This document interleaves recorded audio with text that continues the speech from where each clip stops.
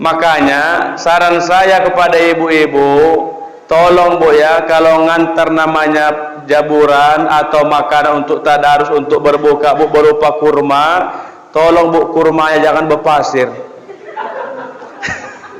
Aku korban Pak, udah pada makan Pak Ustaz, aku makan berpasir kurmanya. Allahu Akbar.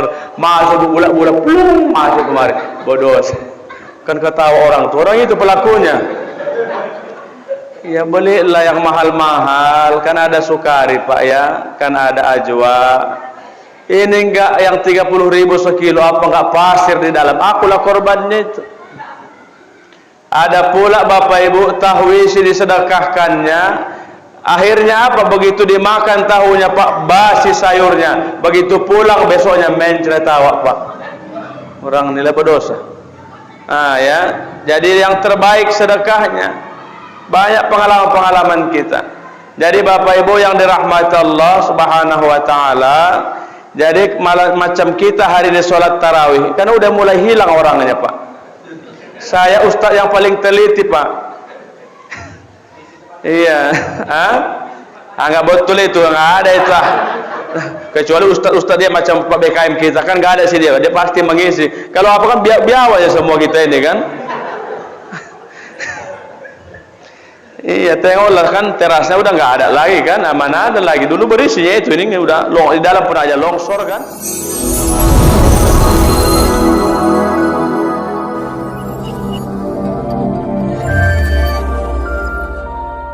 Tana innaka antal alimul hakim. Faqala Allah Ta'ala fil Qur'anil Karim, a'udzu billahi minasyaitonir rajim. Bismillahirrahmanirrahim. Ya ayyuhalladzina amanu kutiba alaikumus syiyam kama kutiba alal ladzina min qablikum la'allakum tattaqun. Shadaqallahul azim wa shadaqa rasuluhun nabiyul karim wa nahnu ala dzalika minasyahidina wasyakirin walhamdulillahi rabbil alamin.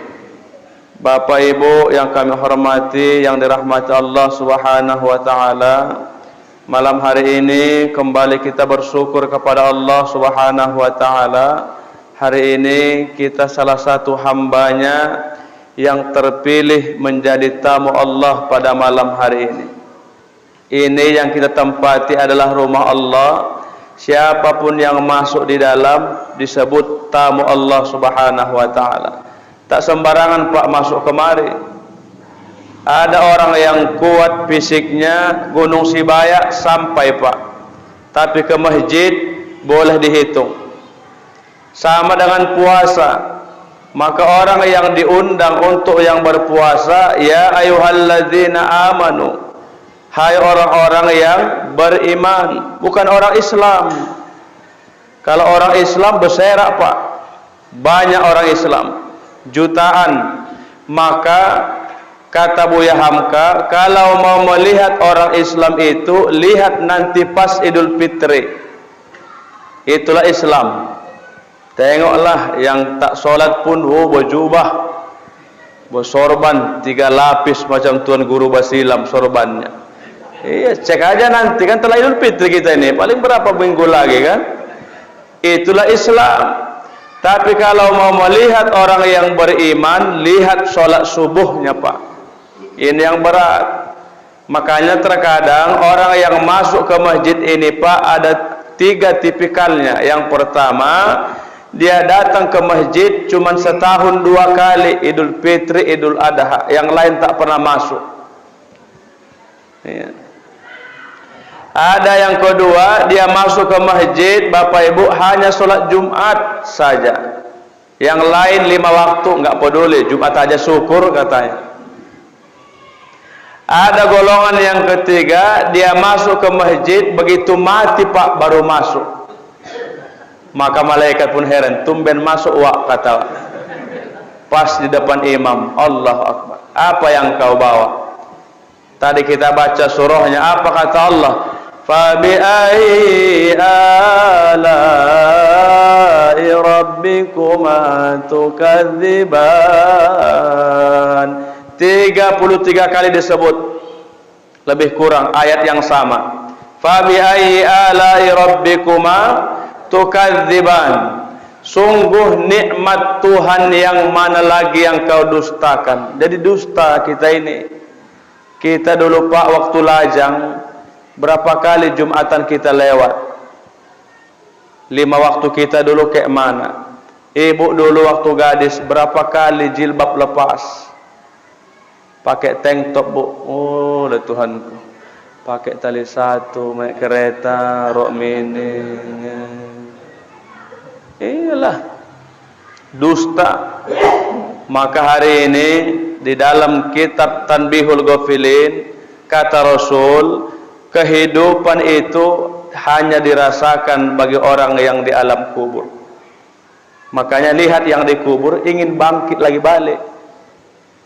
Kita yang hidup nih Pak, maka apa kata Abu Bakar Siddiq dalam kitab Nasiul Ibad? Orang yang tak sholat, Bapak Ibu, adalah bangkai yang berjalan.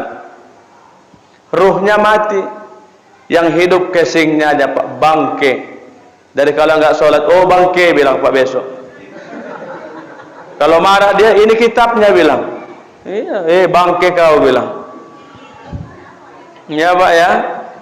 Maka orang yang nikmat hidup ini Pak, hanya dirasakan bagi orang yang di alam barzah. Hidupkan kembali kami Allah. Ngapain? Bukan sholat Pak. Fa'asaddaqa, bersedekah. Inilah kita ini mumpung Ramadan, sedekah. Di sini Pak ada namanya jaburan. Enggak ada, enggak? Ada ya? Ibu-ibu ada ya? Cuman Bu, saran saya Bu, karena setiap makan jaburan ini kami jadi korbannya ustadz-ustadz. Karena biasanya masjid-masjid sebelum pulang ada makan kuenya Pak, ini nggak tahu malam nih. Karena malam semalam aku disuruh pulang, hati-hati Pak Ustadz kata, berarti nggak ada kuenya. Nggak tahu malam ini kan. Awak nggak minta, haram lah, boleh minta Pak. Ya mengingatkan aja ya. Biasanya masjid-masjid, karena kan kita 30 malam Pak pemain. Ya, 30 malam kita berkeliling, biasanya ada Pak sampai dibontotkan dia Pak. Alhamdulillah. Ini nggak tahu malam nih Pak. Makanya saran saya kepada ibu-ibu, tolong Bu ya, kalau ngantar namanya jaburan atau makanan untuk tadarus, untuk berbuka Bu, berupa kurma, tolong Bu kurmanya jangan berpasir. Aku korban Pak, udah pada aku makan Pak Ustaz, aku makan berpasir kurmanya. Allahu Akbar. Masuk bulat-bulat plung masuk kemari. Bodoh. Kan ketawa orang tuh, orang itu pelakunya. Ya belilah yang mahal-mahal, kan ada sukari Pak ya, kan ada ajwa. Ini enggak yang 30.000 sekilo, apa enggak pasir di dalam. Akulah korbannya itu. Ada pula Bapak Ibu tahwisi disedekahkannya. Akhirnya apa? Begitu dimakan tahunya Pak, basi sayurnya. Begitu pulang besoknya mencret awak Pak. Orang nilai berdosa. Ya. Jadi yang terbaik sedekahnya. Banyak pengalaman-pengalaman kita. Jadi Bapak Ibu yang dirahmati Allah Subhanahu wa taala, jadi macam kita hari ini sholat tarawih, kan udah mulai hilang orangnya Pak. Saya ustaz yang paling teliti Pak. Iya, nggak betul itu, nggak ada itu. Kecuali ustaz-ustaz dia macam Pak BKM kita, kan nggak ada sih dia pasti mengisi. Kalau apa kan biawa aja semua kita ini kan. Iya, tengoklah kan terasnya udah nggak ada lagi kan, mana ada lagi. Dulu berisinya itu, ini udah di dalam pun aja longsor kan. Nah ini baru malam berapa kita ini? 10 ya. Malam 11. Bikin aja malam 12, nama masalah itu. Jadi mulai Pak. Maka Bapak Ibu, 30 Ramadan itu dibagi 3 oleh Rasulullah. 10 pertama namanya bulan rahmat. Ya, rahmat. Dapat rahmat kita, kasih sayang. 10 kedua namanya bulan maghfirah, ampunan. Banyak istighfar Pak. Beli tasbih ada duit 15.000-nya Pak. Bukan apa? Karena tasbih nanti saksi di hadapan Allah. Memang boleh pakai jari-jari tangan. Kadang dia nggak cebok, bawa tai kadang kan. Ya kan nggak bersih ceboknya, masuk kemari tainya, ada batu cabai pula sampai batu terong, kan kacau. Beli tasbih. Sembari Bilal membacakan selawatnya, putarkan tasbih. Nggak usah banyak-banyak, istighfar aja Pak. Istighfar ini per 1 menit dapat 10, bahkan 1 menit dapat 30. Yang pendek aja, astagfirullah, astagfirullah. Udah banyak Pak 1 menit. Apalagi kita 30 malam nanti, udah berapa ribu istighfar kita hari ini. Ya Pak ya. Malam Ramadan 10 terakhir disebut itqum minan nar, dibebaskan dari api neraka. Jadi kita ini Pak sudah masuk malam kedua, 10 kedua, berarti ini disebut bulan maghfirah. Siapa-siapa dulu yang banyak dosanya, yang pemain-pemain, ini bulannya lah ini. Ya mana tahu Bandar Togel 5 tahun, ya siapa tahu dulu ya kan. Bandar Sabu 2 bulan, Togel limbatnya terus, ya, maka bulan inilah melebur dosa. Maka Bapak Ibu yang dirahmati Allah, macam kita hari sholat tarawih Pak, terkadang banyak gerakan-gerakan yang mengandung khilafiyah, itu biasa Pak. Macam 11 sama 23 ini kan khilafiyah, beda pendapat. Jangan nanti yang 23 nyalahkan kita, akhirnya nanti demo kita ini Pak, satu mencirim, kan nggak enak. Kita dulu satu forum, yang 23 lanjut, yang 11 lanjut, yang nggak salah yang tak sholat tarawih, ini baru kurang ajar Pak. Iya, jadi macam sholat kita ini Bapak Ibu kadang banyak khilafiyah gerakan. Ada kadang orang bersedekap macam bertakbir pun macam-macam takbirnya Pak. Dari kita orang yang bijak, orang berilmu, pahami setiap takbir itu baiknya, bagus, nggak ada yang batal. Ada yang batas dada boleh, Allahu Akbar boleh, sah. Ada yang dia angkat kali sejajar telinga boleh sampai naik ke tiaknya. Cuman kita kadang nggak tahan di samping, nguap. Boleh, tidak masalah. Allahu Akbar. Ada cuman gini aja Pak, Allahu Akbar. Ada menyongket aja, Allahu Akbar. Memang gitu. Ya perhatikan, apalagi nanti Bapak umroh, macam-macam itu Pak. Begini aja waktu kan.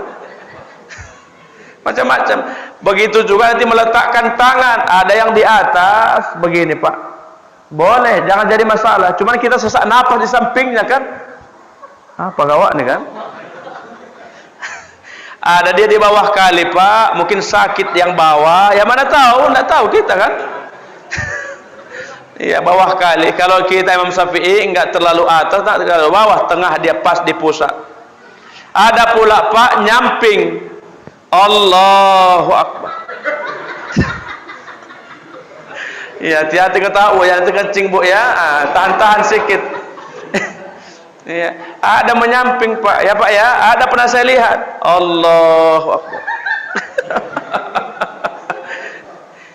Memang ada dalilnya disebut orang yang begini Pak, sholat dalam berperang, karena pedang kan sebelah kiri. Begitu sholat datang musuh, sholat dibatalkan, tebas musuh, serang. Ini kan dia mencirim, nggak ada perang. Apa ngapain begini-begini awak?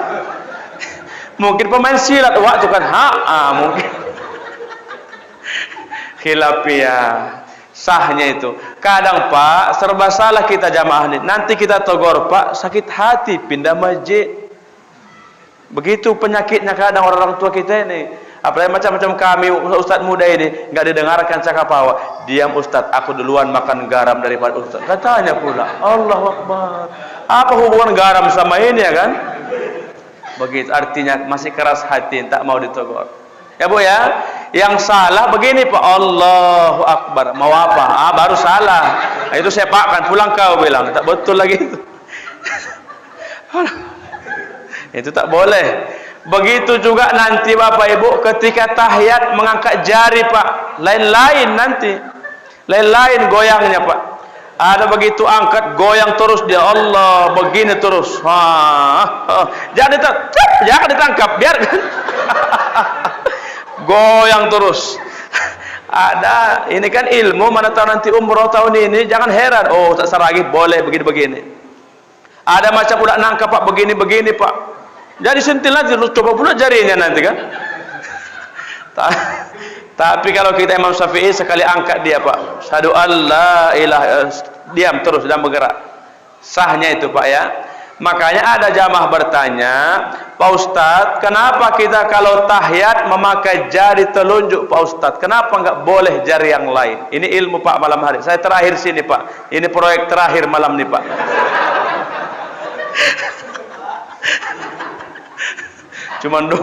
Cuma dua proyek tahun ini kan. Enggak tahu tahun depan tadi dipakai atau dipecat, enggak tahu awak. Biasanya gitu kami kalau lambat-lambat usah pakai lagi satu, lambat kali tahap apa katanya. Udah sampai mana tadi lupa aku Pak. Kenapa jari ini Pak Ustaz? Dalam ilmu tasawufnya Bapak Ibu, hanya jari telunjuklah yang langsung kontak dengan batin. Kalau kita marah sama anak kan, memang anak bodat kau tuh. Anak kurang ajar kau, langsung kontak. Coba anak kurang ajar kau. Anak kurang. Apalah mama ini bodoh kata mama ini kata. Apa pula ini katanya? Anak kurang ajar kau. Enggak cocok kan Pak? Ngena setan kau apa mama apa? Cocok kita kata. Jadi langsung kontak dengan batin. Ya, itu ilmunya. Makanya kita sholat nih, makanya Pak banyak orang sholat nih sesungguhnya tak sholat dia. Kenapa begini Pak? Pokoknya gini. Ditanya kadang kan, anak kita kenapa begini ya? Tanya mama kau. Kenapa gini mak? Tanya opungmu. Kenapa gini nek? Tanya atau kau udah meninggal dia, tanya kuburannya katanya pula. Nah, bodoh orang tuanya. Jadi minimal kita bisa menjelaskan.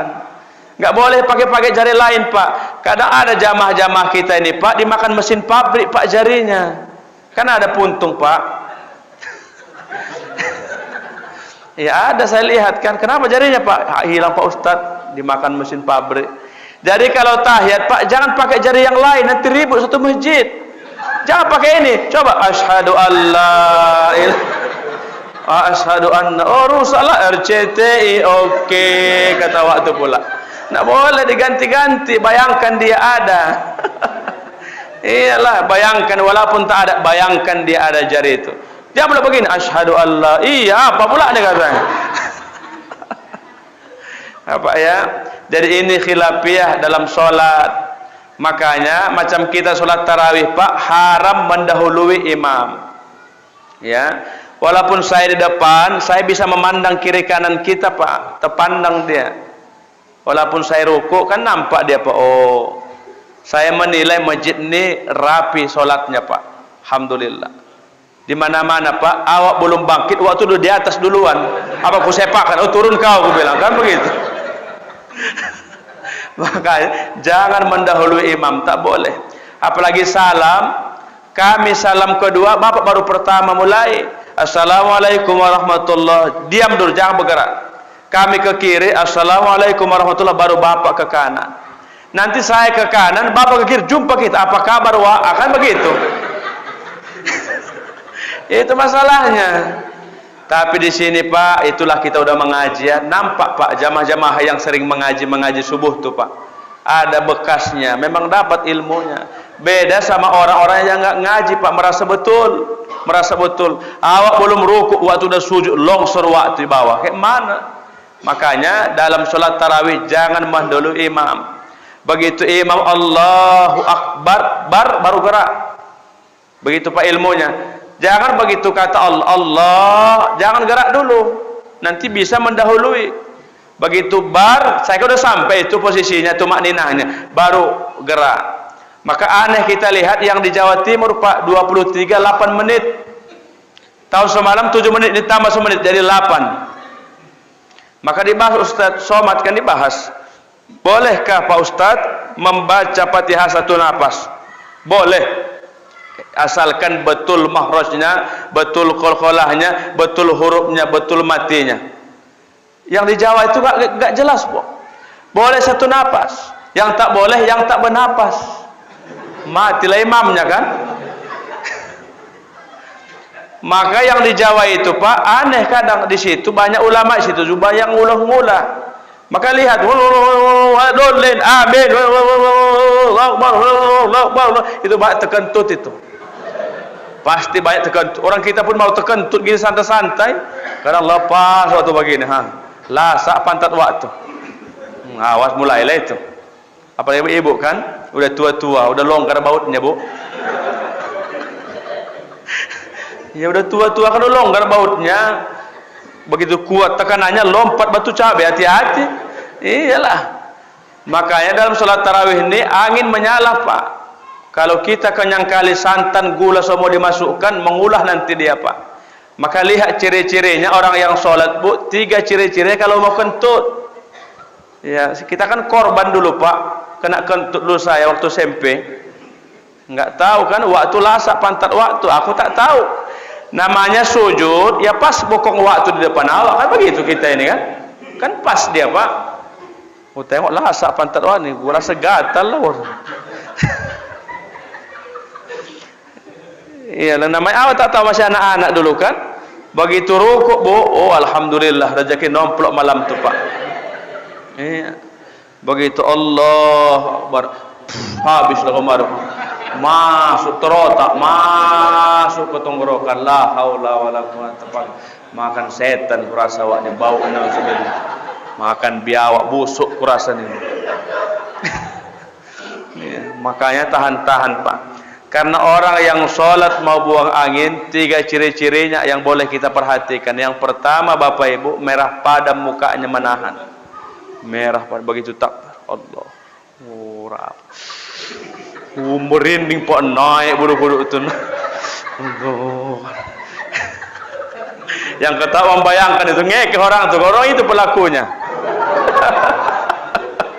Merah padam. Wih luar biasa nahan tu Pak. Oh silap-silap keluar batal solat awak kan. Tahan waktu lah begini. Oh, naik so merinding semua. Oh, merinding. Ada kuntilanak diam kau. Aku mau kontur kata waktu pula. Iyalah. Makanya lain kali ya tahan-tahan, jangan dulu banyak makan Pak. Nanti pulang tarawih baru masuk nasi. Ciri-ciri yang kedua, ketika dia sholat mau buang angin, melenggok pantatnya kiri kanan. Itu biasa itu. Itu ilmunya. Begitu dia sedekah Allahu Akbar. Anginnya sebelah kanan ke kanan waktu. Sah. Angin ke kiri belok ke kiri. Sah. Allah Tuhanku membelok-belok kawannya. Yang paling ngeri Pak, angin di tengah rapat jaring itu Pak. Sah. Musa pala bohong lah ya kan. Semuanya pengalaman kita itu. Makanya kita ngekeh membayangkan diri kita. Begitu tengah rapat. Iya. Udah. Ciri-ciri yang ketiga Bapak Ibu, ketika dia sholat menahan angin, lambat rukuknya. Rukuknya lambat Pak. Kalau nggak ada masalah gangguan, kata imam Allahu Akbar, ya dia santai aja, nggak ada masalah. Coba kalau dia mau kentut, oh lambat. Kalau cepat nanti lepas. Kata imam tu Allahu Akbar, oh ditarik celana dalamnya Pak. Oh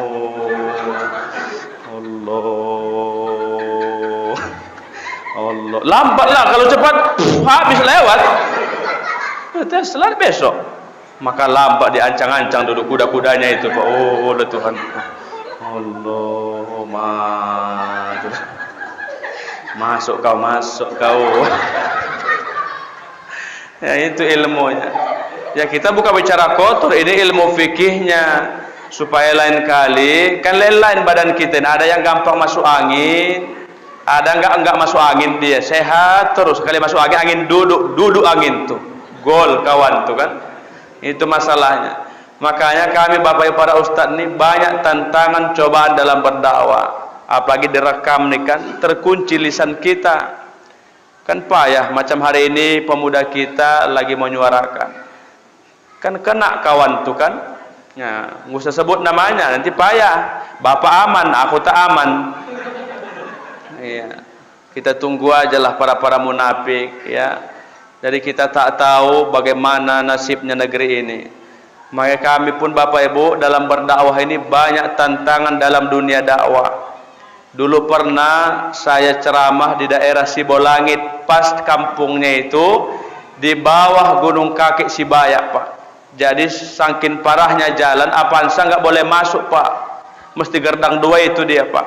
Jadi Pak Ustadz acara maulid dulu Pak. Mobil taruh di simpang, nanti kami jemput Pak Ustadz. Ya, awak kira jemputnya pakai Fortune, pakai Innova, begitu Pak pikiran awak. Rupanya datang motornya apa Pak? Motor pengangkut kopi Pak. Aku naik di atas kopi lah aku di situ. Di atas kopi basah saya dalamku basah kena kopi. Ya gitulah dakwah tuh tantangannya. Bukan enak jadi ustaz nih. Di kota kita yang enak kan. Coba kita pelosok diundang. Lagi daerah tanah Jawa kan Petolonsum. Itu kan tanah merah itu Pak. Ya, itu kan licin kalau hujan. Saya turun di simpang, dijemput panitia. Awak kira naik mobil, apa jemputannya? Astrea 800, nggak ada pijaan kakinya Pak. Oh, aku bersarung. Naik Pak Ustaz, naiklah aku naik. Nggak ada pijaannya, macam layangan awak di atas. Ya nggak ada pijaannya macam layangan awak sampai 1 jam ke dalam. Oh Tuhanku, daripada jatuh kau perlu lawat macam laki bidik lakabi di kereta itu. Luar biasa ya, macamlah dakwah nih. Oke Bu ya, udah cukup lah aku rasa ya. Lanjut.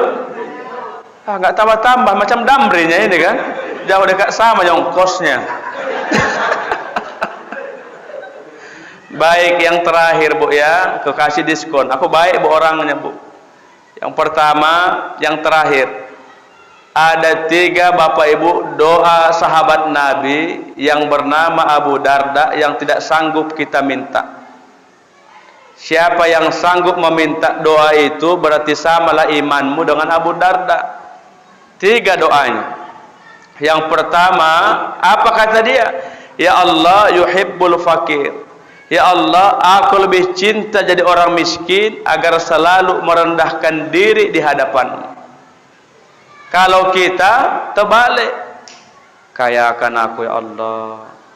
Kalau bisa rukoku 24 pintu ya Allah. Anak-anakku semua PNS, semua punya gaji besar. Abu Darda miskinkan aku ya Allah. Terbalik. Memang Bapak Ibu, orang yang kaya senang di sini Pak. Belum tentu nanti aman di seberang sana.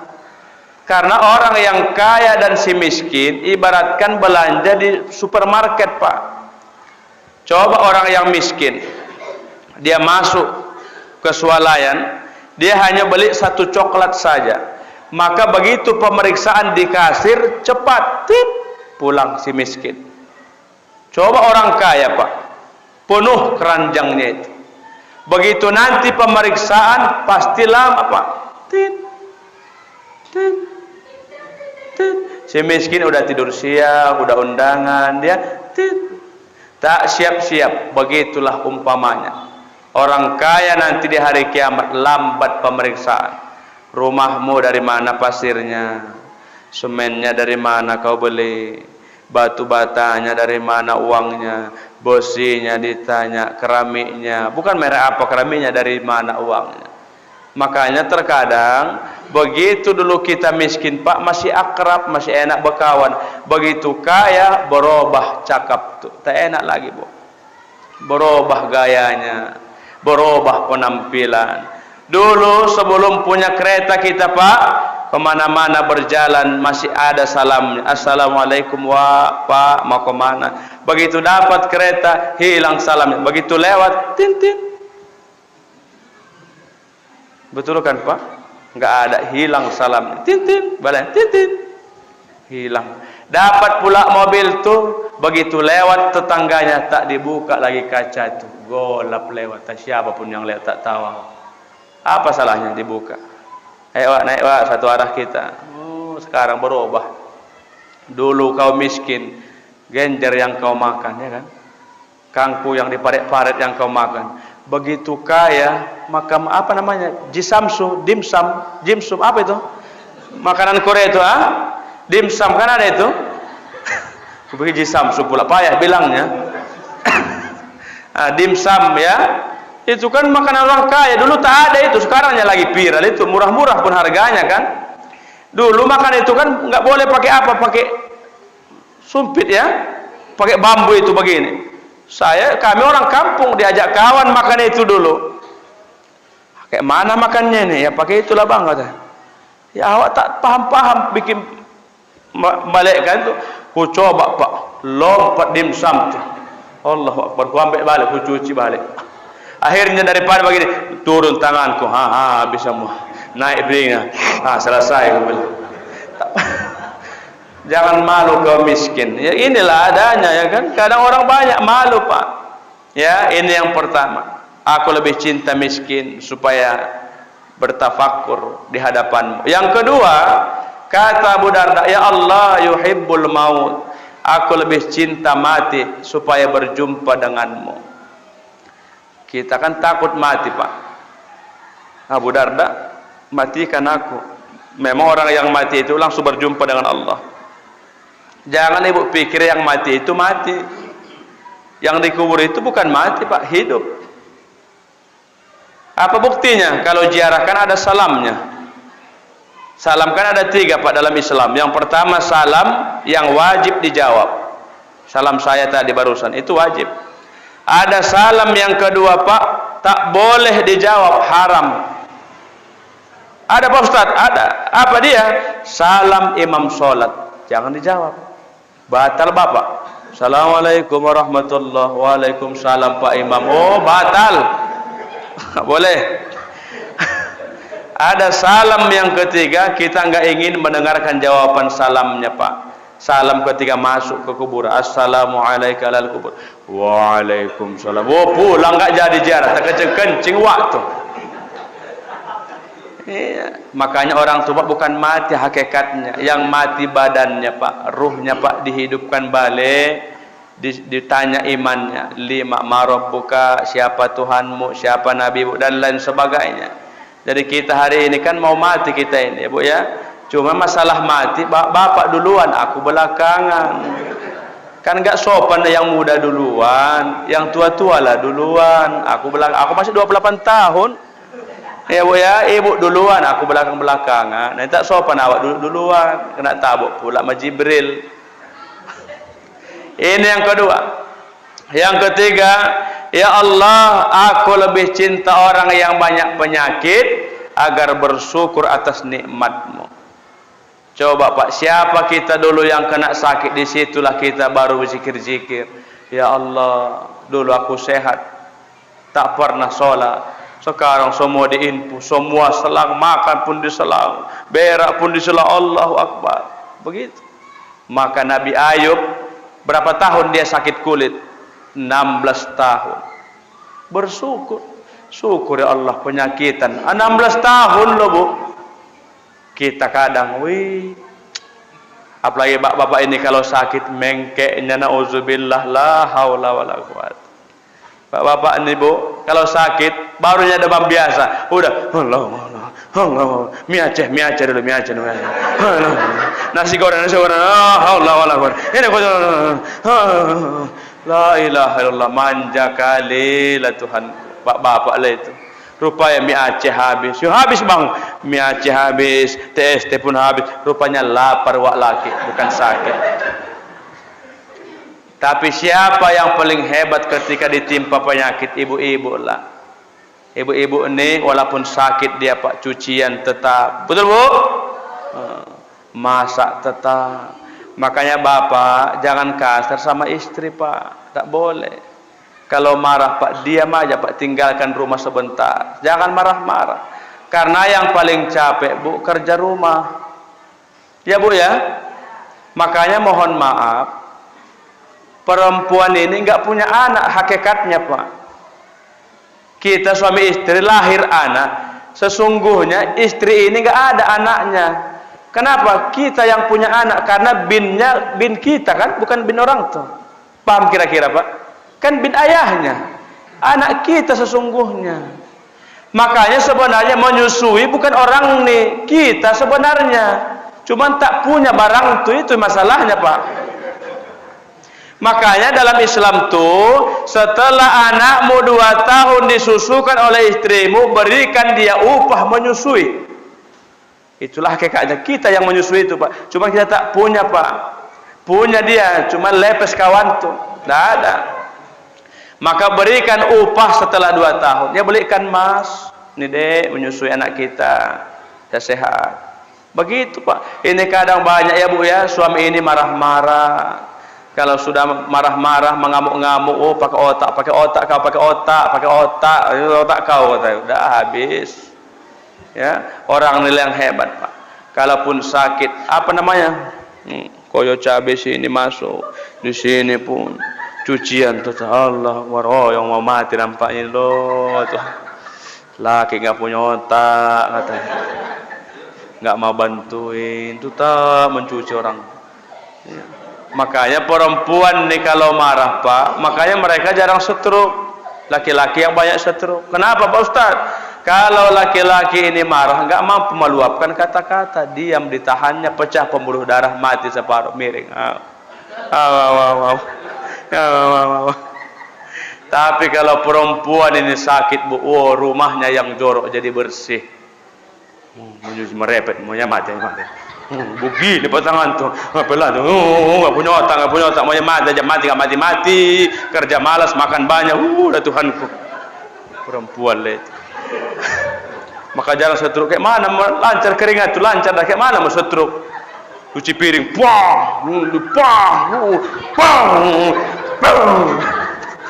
orang tuh itu.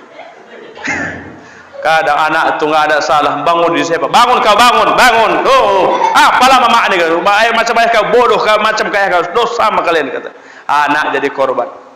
Kebiasa itu Pak. Anak apa? Naik kau naik. Mengantar sekolah, naik kau naik. Oh, apalah mama ini kata. Sinting kurang sama mama ini. Makanya ibu ada satu dosa istri Nabi Nuh. Apa dosanya? Membanding-bandingkan anaknya dengan ayahnya. Jangan Bu. Ibu ini penyakitnya begini, cuman satu. Kalau anaknya baik, dibilanglah mirip mamanya itu. Ya, orang nilai itu. Naik kau, alhamdulillah juara 1. Oh, anak bunda,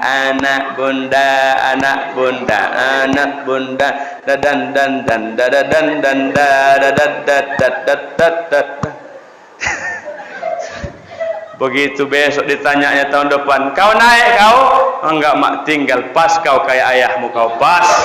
Ayahmu dimencirim 5 kali tinggal kelas, kau lah keturunannya, tungkiknya pun sama macam kau. Orang nih berdosa kalian. Iya, kalau bodoh-bodoh mirip awak lah itu, kalau jorok tungkian mirip ayahnya, kalau bisu-bisulan mirip ayahnya. Kalau baik mirip mamanya. Oh, udah Tuhanku. Udahlah Pak, oyong aku Pak, udah lemas. Oke lah, kita tutup. Ya, Bapak keke aja, kakak aku yang capek. Udah tengah 10. Kita witir berapa salam? 1 salam ya. Demikian ceramah ini. Kenapa kita macam saudara? Karena udah tak asing lagi. Ya, udah tak asing kita. Udah sama jamaah forum. Maka kami Pak boleh hadir nanti hari Jumat tanggal berapa? Tanggal 15. Kami di Masjid Payasari itu mengundang Syekh Husin Jaber Pak, adik almarhum dari Syekh Ali Jaber. Jadi beliau nanti yang langsung mengimami, macam di Madinah lah nanti rasanya itu. Maka menata bapak pengen hijrah sholat tarawihnya, boleh hadir ke sana hari Jumat tanggal 15. Jadi tarawih malam Sabtu dia. Khusus beliau nanti membimbing imamnya, habis tarawih nanti baru ceramah agama. Ya Pak ya, kalau luang waktunya boleh hadir. Demikian, wassalamualaikum warahmatullahi wabarakatuh.